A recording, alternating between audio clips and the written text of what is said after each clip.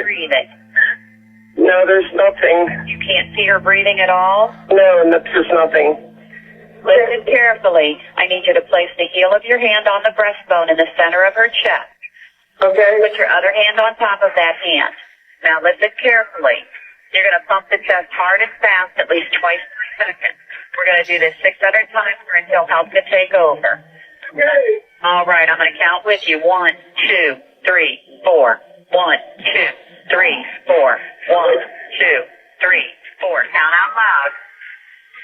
2, 3, 4. 1, 2, 3, 4. I'm not scanning. Just keep going, okay? The paramedics are coming as fast as they can. She had 1 mile to walk. 1 mile between the front door of that bar and the front door of her home.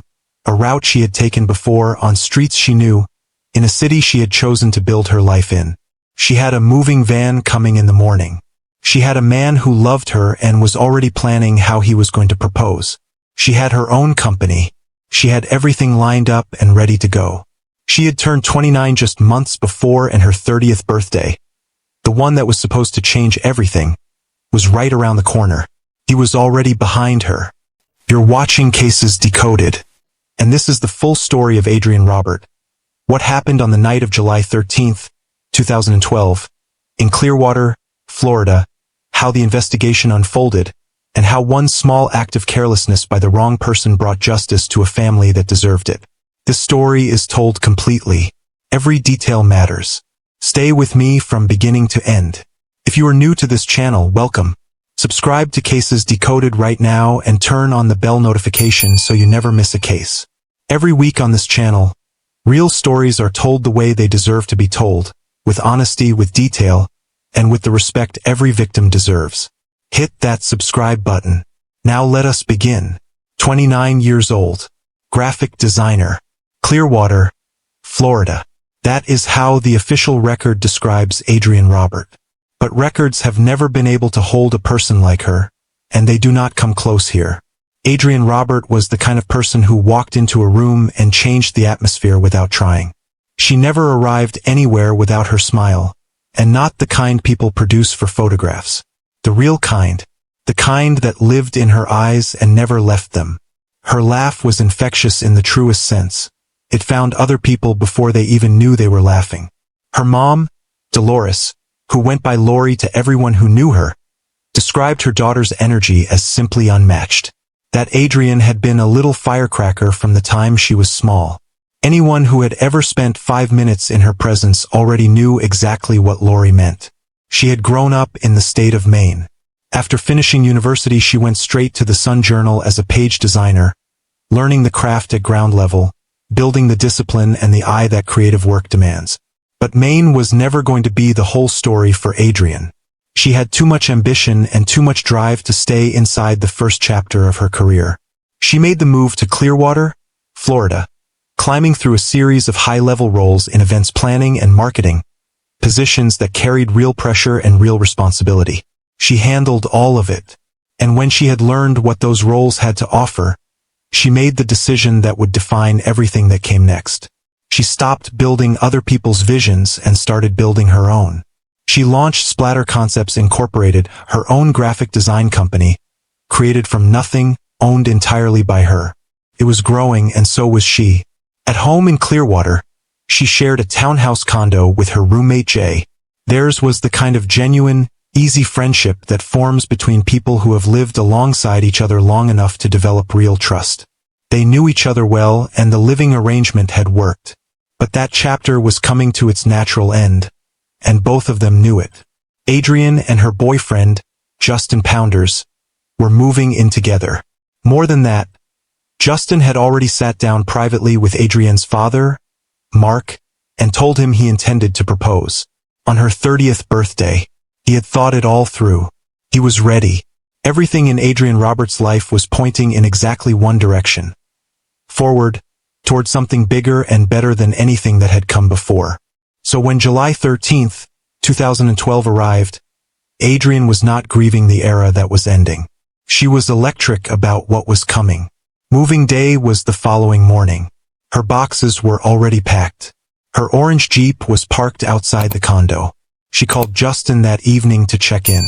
He was at the new place sorting things and told her to go out and enjoy herself. So she and Jay had a couple of drinks at the condo, got ready, and set off on foot toward a place they had both been to several times before.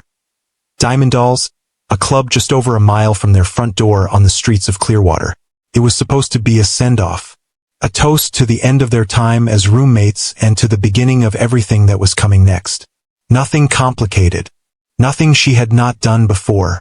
What neither Adrienne nor Jay had any way of knowing was that someone inside Diamond Dolls that night had already noticed her, had already been watching, and had already made a decision about what the night was going to become. She walked in with her energy and her smile and the whole open future of her life ahead of her. He was already in the room. Adrienne and Jay arrived at Diamond Dolls at around 10:30 in the evening. The club was familiar territory for both of them.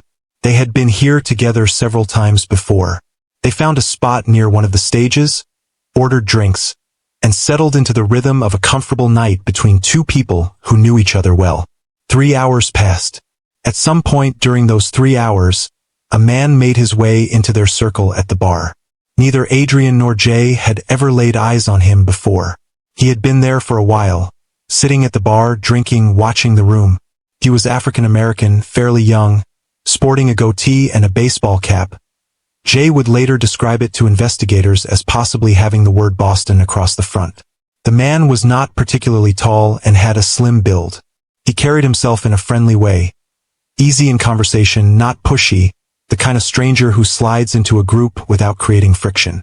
He sat with them near the stage, had drinks, and talked through the remainder of the evening. Neither Adrienne nor Jay had any reason to feel uneasy. He was just a man at a bar being sociable. That was all either of them saw. At 1:30 in the morning, Adrienne said she was ready to go home. They had been out for 3 hours. She had drunk a good amount, and moving day was only a few hours away. There were boxes to lift, a van to load, and an entirely new chapter of her life to begin before noon. She said her goodbyes to Jay inside Diamond Dolls. Jay was going to stay a while longer. And just as she had done before on this same route, instead of calling a cab for just over a mile, Adrienne chose to walk. She knew the way. She had walked it before. She had no reason to think tonight was any different. Adrienne Robert walked out of Diamond Dolls at 1:38 in the morning. Hold that time. 1:38. Because everything that follows is measured from that moment. The instant she was gone from view, the man at the bar turned to Jay. He asked where she had gone. Jay gave a vague answer. And then, quietly, without making anything of it, the man stood up and walked out of Diamond Dolls. Seconds after Adrienne had stepped through the same door. But he was not empty-handed. Before he left, he picked up Adrienne's sweater, which she had left behind on the chair at the bar. He carried it outside with him. He used it as his reason to approach her, his excuse to follow. He caught up with Adrienne on the sidewalk just outside the entrance to Diamond Dolls. He handed over the sweater. They stood there briefly and exchanged a few words. And then the two of them walked off together down the same Clearwater street, in the direction of her condo. From a distance, in the dark, it might have looked like two people from the same bar heading the same way. That is exactly the appearance he intended. At some point between Diamond Dolls and the front door of her condo, something changed. A resident who lived in the area came forward after the investigation became public and told detectives what he had witnessed on that Clearwater street that night. He had seen a young woman, matching Adrienne's description, moving fast alongside a young black male. She was barefoot. She was holding her shoes in one hand and her bag in the other. He noticed because it seemed strange at that hour. He thought about it for a moment and moved on. He assumed it was nothing unusual. He had just watched Adrienne Robert running for her life. Set that witness account alongside what investigators would later find inside the condo bathroom. The soles of Adrienne's feet torn open, badly cut. The specific damage that only comes from running a long distance on bare concrete without stopping. She had run the entire mile home without her shoes. Every step of it on the pavement. Trying to get there before him. Trying to get through her own front door and close it. She made it home. She made it all the way back to the townhouse condo, with the packed boxes inside and the moving van coming at sunrise. She made it to her own front door. He made it through the door too. Jay left Diamond Dolls approximately 2 hours after Adrienne had walked out. He came home to the condo and called her name. The place was completely silent. Her belongings were everywhere. Packed, stacked, ready for the morning that was now just hours away. He went upstairs to the second floor. The bathroom door at the top was closed. He pushed it open. Blood everywhere. Adrienne Robert was on the floor. Jay's 911 call came through just after 3:30 in the morning. He was standing inside the condo they had shared. The one with the packed boxes, the moving van coming at sunrise, the life that was supposed to begin before noon. He was standing there with Adrienne on the bathroom floor and a dispatcher on the other end of the line walking him through what to do. The dispatcher told him to place the heel of his hand on the center of her chest and push down. 1, 2, 3, 4. He did it. He kept going. He did everything he was told. But Adrienne was already far beyond the reach of anything Jay could do for her. When medics arrived at the Clearwater townhouse, Adrienne Robert was pronounced dead at the scene. She was found on the bathroom floor wearing only her bra. There was a single stab wound to her chest. Her body was covered in bruises. Every sign present inside that bathroom told investigators that Adrienne had been subjected to a physical and sexual assault before she was killed. And then there was one physical detail that made the detectives processing that scene go still. The soles of Adrienne's feet were badly torn, cut open and beaten, in the way that only happens when a person runs a long distance on bare concrete without stopping.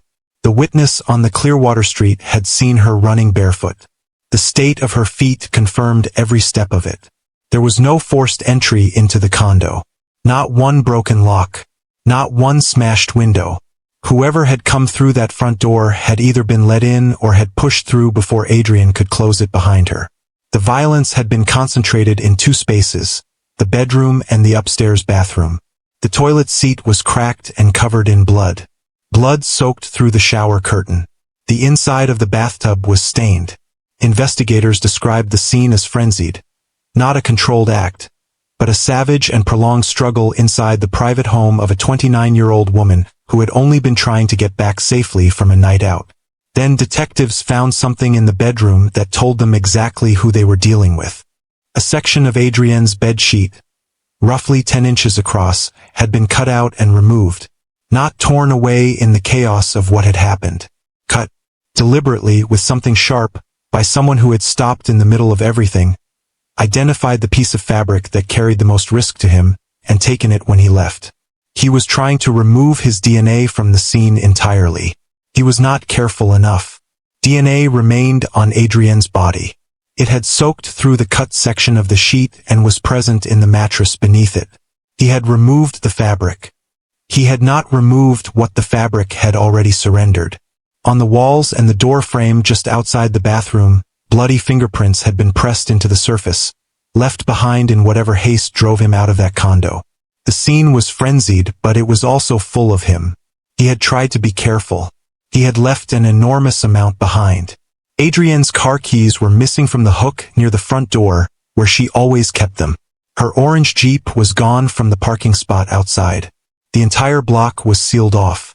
A dangerous man was somewhere out there in Clearwater, and investigators were starting from the moment that front door had closed behind him. Police made the call to Adrienne's parents. When her mom Lori answered, the detective asked, "Is Adrienne Roberts your daughter?"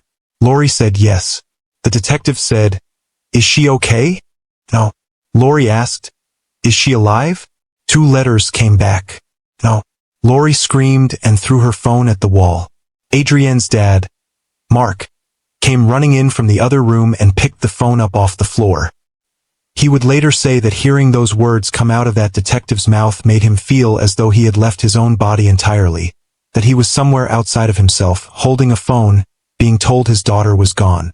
As Mark and Lori drove toward Clearwater, Justin Pounders was getting ready for moving day. He had no idea. He drove to the condo with the energy of a man whose life was about to get better. He turned onto the street and found yellow crime scene tape stretched across the entire block. Her parking spot was empty. He assumed her Jeep had been stolen. Terrible timing, he told himself, of all the mornings for this to happen. He walked over to one of the officers and asked what was going on. What Justin Pounders believed was a stolen vehicle turned out to be the beginning of the worst moment of his life. He was spoken to immediately and completely cleared. He had not done this. He had loved this woman. He stood on that Clearwater street in front of the condo where the rest of his life was supposed to start and tried to understand what was being said to him. A short time later, Adrienne's orange Jeep was found in the parking lot of a nearby mall just a few blocks from the condo. Whoever had driven it there and left it was captured on the mall's parking lot cameras. Stepping out of the vehicle and walking away through the lot without any urgency at all. Unhurried. Completely casual. As though he had simply parked a car and had somewhere to be. As though nothing had happened. The footage was dark and the quality was not ideal. But investigators now had a direction, new timestamps, and a figure on camera. The first thread had appeared. They were going to pull it. The 2-hour window between 1:38 when Adrienne had walked out of Diamond Dolls and 3:30 when Jay had come home and found her. That was the frame investigators were working inside. It was not wide. That was the only advantage they had going into a case where someone had tried hard to leave nothing behind. Every piece of footage, every fingerprint, every fiber of biological evidence was going to count. Investigators working Adrienne Robert's murder were facing a significant problem. They had a great deal of physical evidence. What they did not have was a name to attach it to. They had DNA recovered from Adrienne's body. They had DNA soaked into the mattress beneath the cut section of the bedsheet. They had bloody fingerprints on the walls and door frame outside the upstairs bathroom. They had surveillance footage from Diamond Dolls showing a man walking out seconds after Adrienne with her sweater in his hand. And they had a physical description from Jay. African American, young, goatee, baseball cap, possibly Boston across the front. Slim build, not particularly tall. A complete stranger. No name. No record. Nothing to run the physical evidence against. Detectives went back to Diamond Dolls and this time focused on the cameras covering the parking lot outside the club. They tracked every vehicle coming and going in the window around 1:38 in the morning. One vehicle connected to a cab company booking made that night. Investigators contacted the cab company and traced the booking to a phone number. That phone number had already been logged in the Clearwater Police Department's own crime database, recorded in connection with a completely separate prior suspicious persons case filed in Clearwater. A different incident. A different night. The same number. The same person. The number belonged to Thomas Frederick. Thomas Frederick had no substantive criminal record. For a crime of this nature and this level of deliberate planning, that was unusual. It also meant something specific and immediately frustrating for the investigation. There was no DNA sample of Thomas Frederick held in any database. Nothing to run against what had been recovered from inside Adrienne's condo. The physical match that would close the case could not be made yet. They needed something new from Thomas Frederick himself. Something biological he did not know he was giving them. Detectives made the decision to place Thomas Frederick under physical surveillance and wait. For 2 full weeks, wherever Thomas Frederick went on the streets of Clearwater, investigators were behind him. Every movement, every location, every stop, watching constantly for the moment he would discard something they could recover and send to the lab. 2 weeks is a long time to follow a man you believe committed a murder and not be able to act. There is no dramatic confrontation in those 2 weeks. No slip of the tongue. Just investigators on the streets of Clearwater doing the slow, patient, unglamorous work of waiting. 14 days. And then, on an ordinary day, somewhere on a Clearwater street, sitting in a car going about his life as though nothing had happened. Thomas Frederick smoked a cigarette and flicked the butt out of the window. Investigators moved the moment it left his hand. They recovered it from the ground, rushed the sample to the crime lab, and flagged it as the highest possible priority. The concern was real and it was urgent. If Thomas Frederick realized at any point that he was being watched, he could leave Clearwater. He could leave Florida entirely. A man with no prior record and no reason anyone knew to hold him in place could simply vanish. They pushed the lab hard and the lab came through. The DNA on that cigarette matched the DNA recovered from Adrienne Robert's body. It matched the DNA present in the mattress of her bedroom inside the Clearwater condo. Thomas Frederick was Adrienne Roberts' killer. Now consider what it took to reach that sentence. The camera system at Diamond Dolls caught him leaving seconds after Adrienne. The parking lot cameras outside Diamond Dolls captured a vehicle tied to a cab company booking. The cab company booking connected to a phone number. That phone number had already been sitting inside a Clearwater Police Department database from a prior suspicious persons case. A completely separate incident that had nothing to do with Adrienne Robert and everything to do with catching the man who killed her. 2 weeks of physical surveillance followed. Then a cigarette, tossed from a car window on an ordinary afternoon, handed investigators the DNA that closed the case. Remove any single link from that chain, anyone, and Thomas Frederick likely walks free. The parking lot cameras, the cab company record, the phone number in the database, the surveillance team that held for 14 days, the cigarette, every link held. Not one of them failed. A man who had tried to be careful, who had cut a section of bed sheet out of a crime scene, driven Adrienne's Jeep to a parking lot and walked away casually, was about to find out that careful had not been enough. When detectives placed Thomas Frederick under arrest for the murder of Adrienne Robert, he did not fall apart. He sat down in the interrogation room at the Clearwater Police Department and he was calm, almost chatty. The kind of calm that sits wrong in a room, the kind that tells you a person has already decided how they are going to play the conversation. Detectives showed him a photograph of Adrienne. He said yes, he remembered her. They had been at Diamond Dolls together. They had drinks. They danced.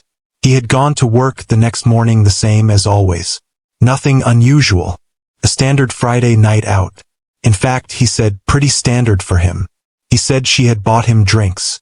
They had danced at the club, met a friend, had some more drinks, and then he had gone straight to work. He said he did that all the time, went out all night and still showed up to work in the morning. He mentioned that he may have left Diamond Dolls before closing, depending on whether he needed cigarettes. Pause on that detail for a moment.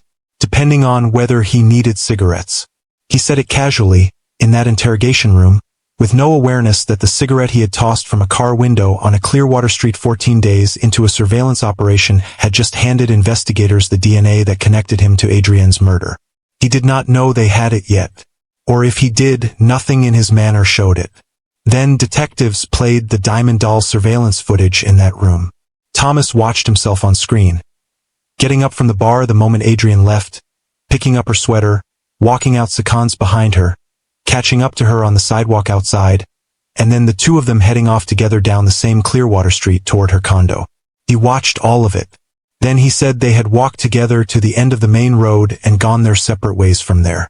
Different directions. He said he had barely even remembered doing any of it until he had just seen it on that screen. Detectives asked him directly, had he ever been inside Adrienne Robert's condo? He said if he had, he did not remember. He said that when he drank, that his memory of the night was incomplete. He said she had gone one way and he had gone another. He said he had not seen Adrienne again from the moment they went separate ways at that intersection. He used the word period, as though the answer was settled, as though his certainty about that intersection was the final word on everything. Then his account began to move. He said Adrienne had actually asked him to walk her home. Not that he had followed her. She had invited him. He said the running, the barefoot sprint down a Clearwater Street in the early hours of the morning that a local resident had witnessed with his own eyes, had happened because she simply wanted to run. He was running behind her because she was running. He was not chasing her. He was following her lead. Then detectives placed the DNA evidence on the table. The account moved again. Now Thomas said that once they were inside the condo, Adrienne had become sick from drinking. He said they then had consensual relations. And then, he claimed, she had gone to the bathroom, come back with a knife and come at him with it. He said he had tried to defend himself. He said he wrestled the knife away from her during the struggle. He said she was stabbed in the process. An accident. Something that had happened to him as much as to her. Detectives did not believe a single word of it. Thomas Frederick was charged with first-degree murder and grand theft auto for taking Adrienne's orange Jeep from outside her condo.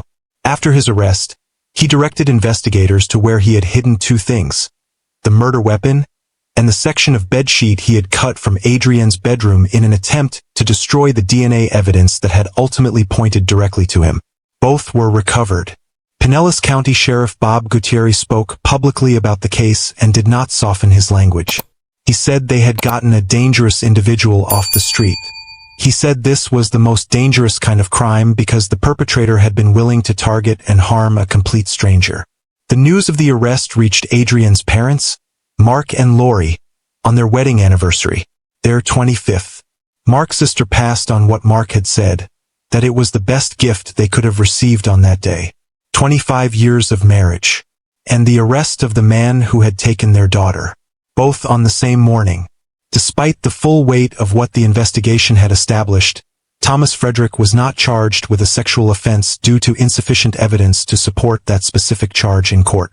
The prosecution would, however, present that theory to the jury at trial. In January of 2014, 1.5 years after Adrienne Robert was killed, Thomas Frederick stood in a Pinellas County courtroom and entered a plea of not guilty. His defense told the jury Thomas had acted in self-defense. They told the jury that Adrienne was taller than Thomas and outweighed him. His attorney said Thomas was young and immature. He was scared. But being young and scared and immature, the defense argued, did not automatically make a person a murderer. The prosecution told the jury what the evidence actually showed. They said that the moment Thomas Frederick watched Adrienne Robert walk out of Diamond Dolls at 1:38 in the morning, he had already made his decision. He followed her out. He pursued her down the streets of Clearwater. He chased her as she ran barefoot on the concrete, cutting her feet open with every step, holding her shoes in one hand and her bag in the other, running a full mile trying to reach her own front door before him. When they reached the condo, perhaps Adrienne made the decision in those final moments that the safest way to manage the situation was to let him briefly inside. He produced a knife. He assaulted her. He forced her into the upstairs bathroom and stabbed her once in the chest. The bruising across Adrienne's arms was inconsistent with someone who had been the aggressor. Not one of her injuries matched any version of Thomas Frederick's account. Her level of intoxication meant she had been physically impaired and at a severe disadvantage. The prosecution told the jury plainly, there was no version of events in which Adrienne Robert, in that state, in her own home on the last night before the rest of her life was supposed to begin, had gone and retrieved a knife and attacked this man. Nothing, not the scene, not her injuries, not the physical evidence, supported it. The trial lasted 4 days. The jury went to deliberate. They came back in less than 2 hours. Guilty. First-degree murder. Guilty. Grand theft auto. Thomas Frederick was sentenced to life in prison without the possibility of parole. He will not be released. He will not walk the streets of Clearwater or any other city again. Without the camera system at Diamond Dolls, Thomas Frederick might never have been identified. His DNA was not in any database. He had no prior record to surface him. If the parking lot cameras had not captured that vehicle. If the cab company had not kept that booking record tied to a phone number. If that number had not already been sitting inside a Clearwater Police Department database from a prior suspicious persons case. If the surveillance team had not held for 14 days. If he had not thrown that cigarette out of a car window. Remove any single one of those steps and he walks free, possibly forever. Justin Pounders did not recover from that July morning quickly or easily. The house he had been preparing the night Adrienne was killed. The proposal he had planned for her 30th birthday. The conversation he had already had with her father.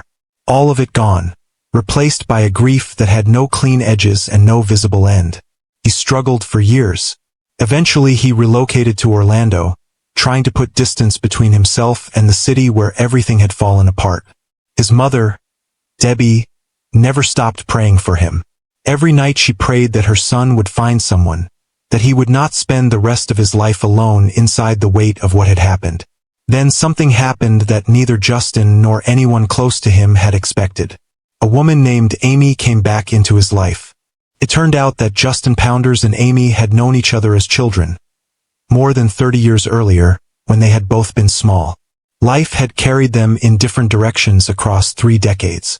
And then, at a restaurant, without any arrangement that either of them had made, they crossed paths again. Both of them believe, completely and without hesitation, that what brought them back to each other across 30 years was Adrienne. That she had a hand in it. That the woman who had loved Justin and wanted his happiness had found a way, even from wherever she was, to make sure he found it. Adrienne's mom, Lori, holds onto her iPad, not as a device but as a lifeline. It is the only place in the world where she can press play and still hear her daughter's voice. She wrote a tribute to Adrienne after her death. It read, in part, "Your smile will be forever bright in all of us who had the pleasure to know you, to love you, and to hold you. I was so proud of you for making things happen in your life and standing firm on all your ideas. With all of your artistic talents, keep painting the sky full of beauty and many rainbows. I will be watching." Adrienne Robert was 29 years old. She had grown up in Maine and built a career on her own terms.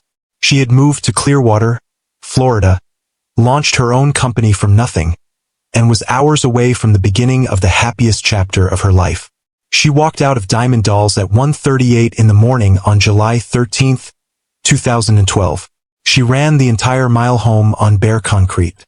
She made it to her front door. It was not enough. Thomas Frederick is in a Florida prison serving life without the possibility of parole. And Adrienne Robert's name is still being spoken by her mother, by her father, by Justin Pounders, and now by everyone who has watched this video. That is not a small thing. Her name still spoken, still remembered.